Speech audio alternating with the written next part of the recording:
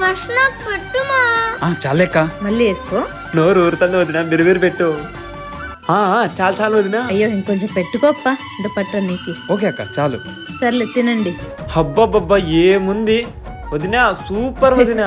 మళ్ళా పెట్టుకొని తినండి. రే నువ్వు తిని చెప్పురా ఎలా ఉందో. బా అక్క సూపర్ చేసినావు అక్క. కడుపు నిండా తినండి. ఇప్పుడు నేను తిని చెప్తే ఎలా ఉందో. రే అన్నం లేక కొంచెం పులుసు ఎక్కువ వేసుకొని కలుపుకొని తింటే ఉంటుంది చూడు, అబ్బా భలే ఉంది. అవునక్క చాలా బాగుంది.